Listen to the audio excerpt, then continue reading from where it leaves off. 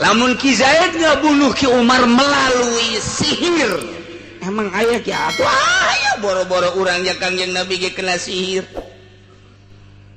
Kangjeng Nabi kena sihir kok Kangjeng Nabi bisa kena sihir? Membuktikan bahwa sihir eta aya di zaman Kangjeng Nabi kena sihir.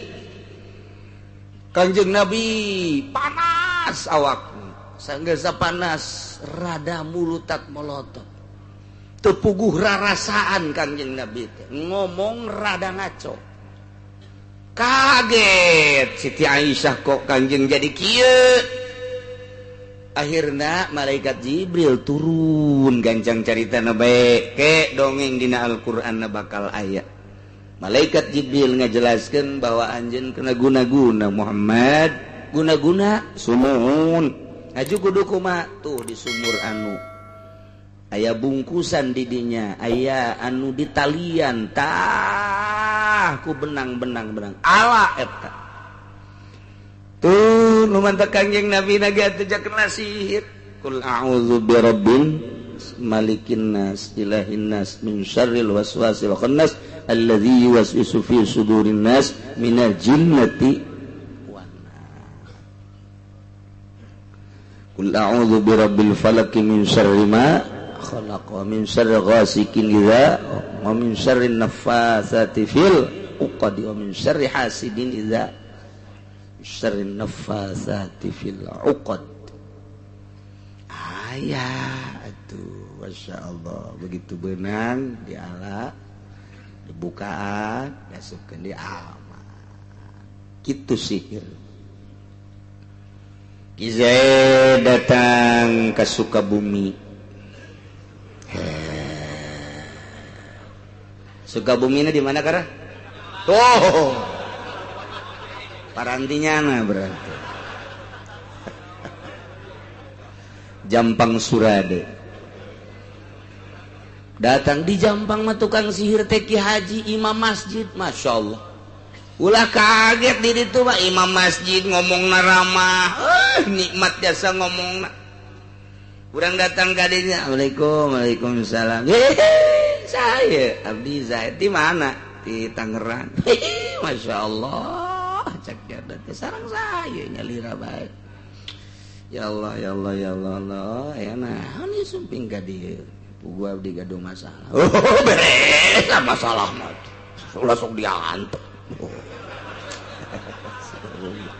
Sial jasa juga aya naon Pak Zaid aya naon saingan dagang di pabrik teu beres nu biasa diangkat ku kula ipra ku Ki Umar buang kawara teh ulah diantepkeun jelema kos kitu ngahalangan teman nu kos kitu mah geus pokona mesrahkeun ka Pak Haji. Sial Sukabumi teh kos kitu rek dikumahakeun apa rek diedankeun rek digeringkeun atau rek dilesukeun atau rek sakaligus bae diberesan. Ayo, wah pokoknya mah eta hargana sabaraha. Wah tuh beda-beda harga mah.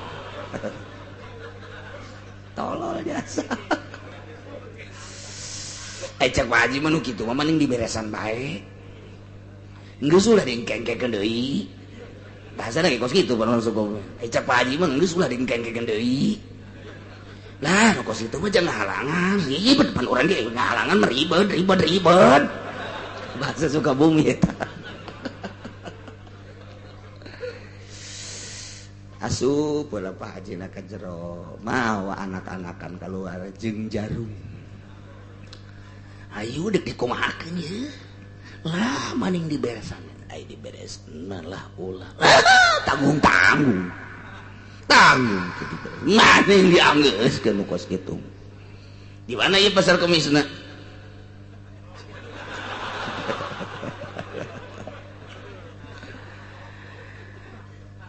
Terep. Aduh, ampun, Masya Allah. Sabaraha duit tetep Haji lamun diberesan gitu. Alah, mawa sabaraha ayeuna mau sabaraha. Mau sabaraha ayeuna. 1 juta heula ke sesana mah ira bae geus pokona gampang bae jeung Pak Haji mah ieu urang duduluran bae sial jasa tukang sihir di Sukabumi tolol jasa atau ikos gitu mah tuh tenang geus sok udah nyawa beres bae geus ye saha ngaranna saha ngaranna tulis di dieu ku Pak Haji tah ngaranna cepot teh cepi wajah cepot bin alamat teu beres ieu mah jelema kos kieu ngahalangan ieu ih lain ka ente bae mah kanu sajanji bakal ngahalangan ngan ieu beres geus atuh lah bunuh bae bunuh ya saksian jaruman matana hiji deui terus irungna otakna di luhur embun-embunan terus ka dieu biok kabeh tuh geus geura balik ka ditu balik geura ka ditu coba deuleu ka ditu deuleu deuleu tanggeus ngagoleh balik ke Zahid naik kijang ginopang bener liwat kayak macam pikir digulung-gulung kunaon eta nanya deh tolong tak Zahid nyaho cenah ngadadak ieu datang kieu bae ji ngadadak satu turun biasanya anak kadinya biasa terus ka ieu mah ngarokok hae ya pemajikan ada datang kata si mana Ulin Jakarta itu Cepi di Gugulu kunaonnya jauh ngadadak ngadadak melotot bae ngadadak melotot oh geus beres ditungguan tuh can pae besok poe 2 poe tuh dibere nomor telepon Pak Haji kok can beres kieu saya sama gerak kirim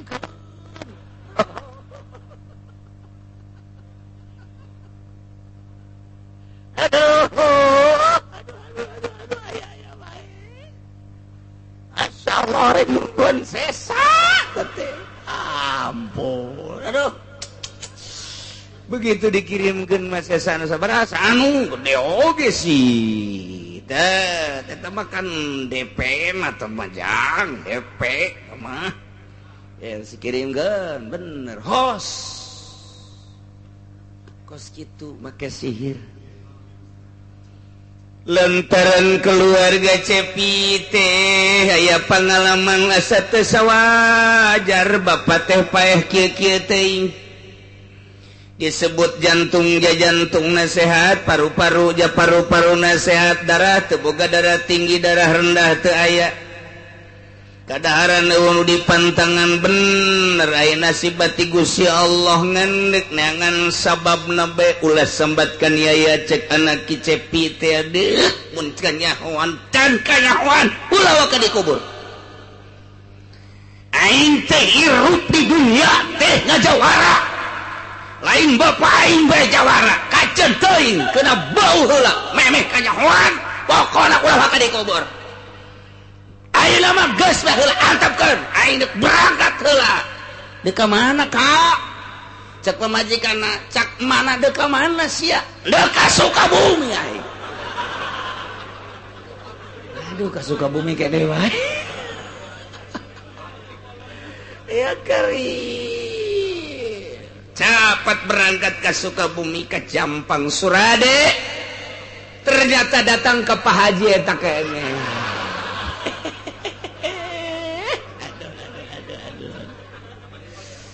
Waalaikumsalam di mana Cep abdi di pasar Kemis ya lah ente abdi mah ka dieu teh ieu gadung masalah beresan masalah ulah dingkekeun ribet di dieu tiasa teu ngabunuh batur tuh parantina asal ujang daek tanggung jawab bae Pak Haji mah kan sakadar usaha nu tanggung jawab mah masing-masing Pak Haji kudu tanggung jawab di akhirat mah. Jeung Pak Haji ge nyaongan ieu mah usahaan Pak Haji wae mah kos kieu. Sial jasa. Aya usaha kos kitu tolol. Terus aya tamu-tamu urang pasar Kemis, atuh aya neme keneh mah aya we ka dieu 5 dinten kapengker mah saya tah. Sah eta sah. Namina Zaid. Saha nu dibunuhna? Aya Pak Cepi teh dibunuh. Nya Pak Cepi ja sumur kumaha kitu eta ka dieu. Boga masalah cenah di pabrik. Ujang halangan bae lusok diangkat ku nya diangkat ku Pak Cepi. Akhirnya diberes, anta datana ge aya tah. Ujang boga masalah jeung sa. Teu abdi ge gaduh masalah, gaduna mangan.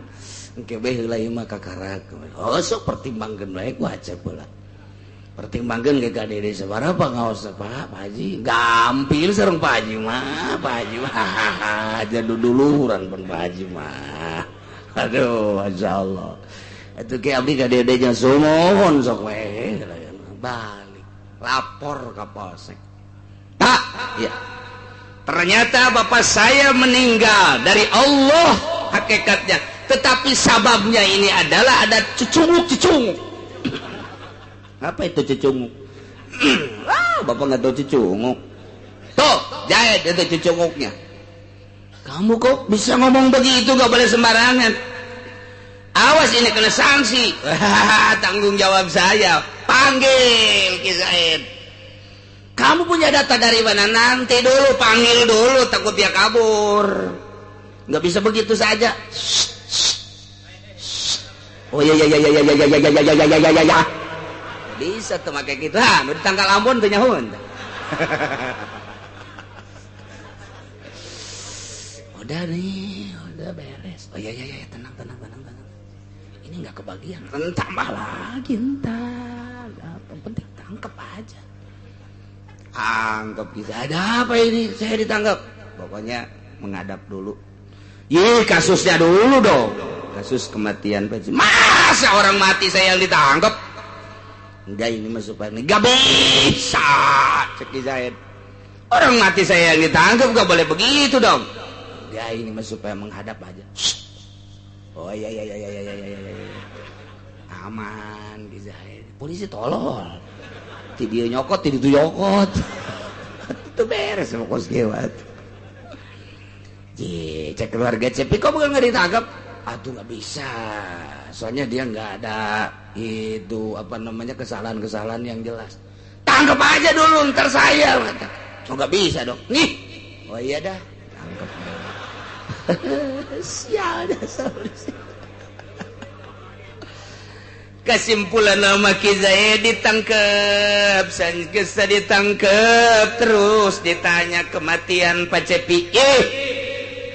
Atau hubungan kula majakir acan sanggeusna menghelak kakenca kakatuh kakarak diangsongkeun data Pak Haji Sufyan urang Sukabumi.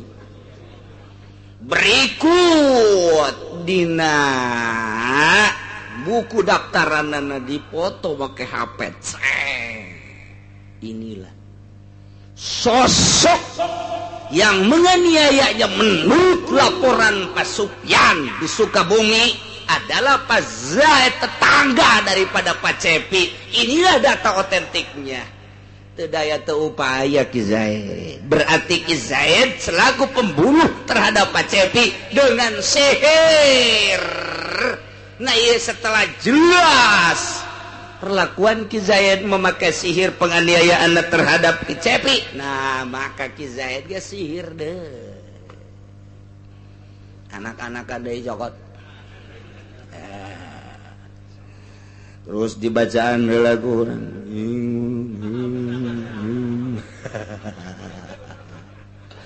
Antawadat atas nama Cepi, matana colok.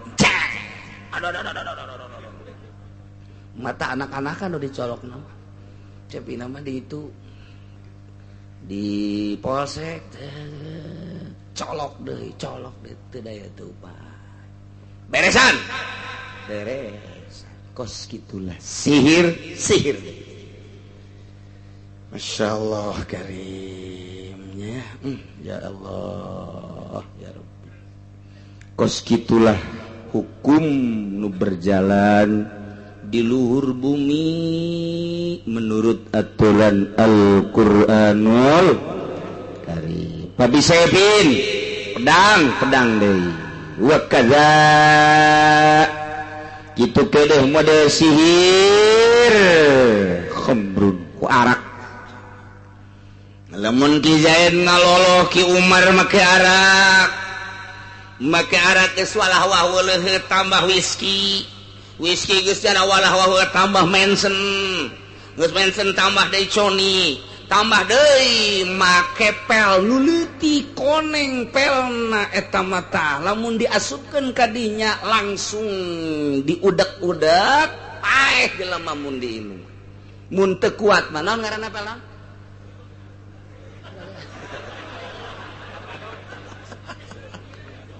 paranti mabok teh kapan aya ekstasi nu kuari mah baheula mah ngaranna teh kitu aya BK baheula mah aya molib baheula mah aya yuriahib baheula mah aya ngaran-ngaran apa kok kieu nyaho atuh bahasa cak polisi pengedar benteu lah ilah bangsa nu kos karar itu dipaksakeun paeh nya ku sebab mabok Zaid perlakukeun deui supaya paeh melalui obat-obat terlarang. Ya Allah ya Rabbinya mahal nyawa teh. Nafs bin nafsi wal ain bil ain. Ieu engke di akhirat bakal diselesaikeun. Nu di dunia can selesai di Rabbul Jalil bakal diselesaikan. Wa nadha'ul mawazinal qist engke di akhirat Gusti Allah bakal nendin mawazin timbangan-timbangan al-qist anu adil seadil-adil anu di dunia can selesai peradilanana anu di dunia can selesai persidanganana anu di dunia can selesai engke bakal diselesaikeun ku Gusti Allah wa nadha'ul mawazinal qist nu di dieuna permasalahan can selesai engke dipanggil saurang-saurang ribuan tahun urang bakal nungguan hisaban ulah ngeunah-ngeunah bantak urang lamun maot tah hayang ulah boga permasalahan sehingga di akhirat hampang aya bahasa hisabai yasir geus teh dihisab masyaallah karim si hade nu di dunia boga masalah leletikanana urang boga masalah jeung pamajikan nyandung nu kolot teu diropean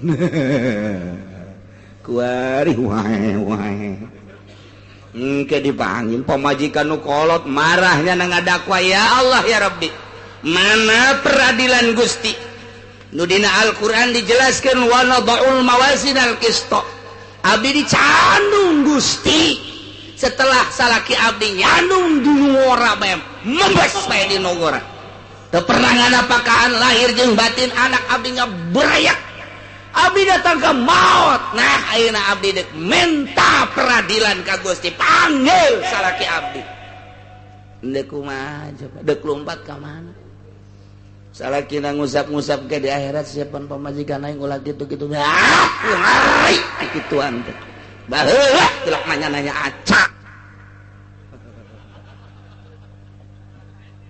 teu bisa geus tambah geus teu bisa sayang-sayangan di akhirat iyalah eta kemudian urang jeung anak teu pernah ngadidik anak teu pernah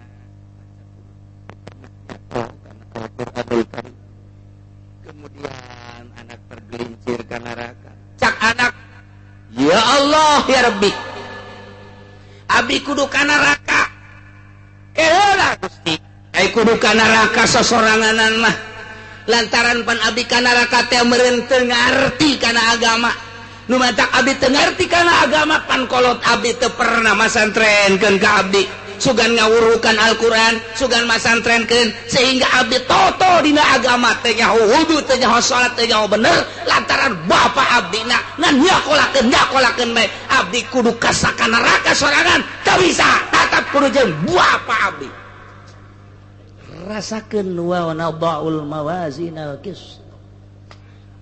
Bapak Zia saha? Haji Ahmad. Orang mana sih? Cikupa. Pasar.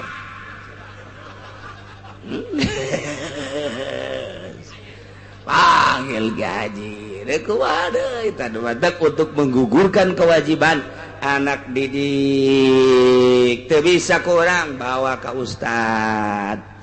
Lamun ke di akhirat nyanang ke ngadakwa keneh ka urang. Ini Pak Haji Ahmad, betul.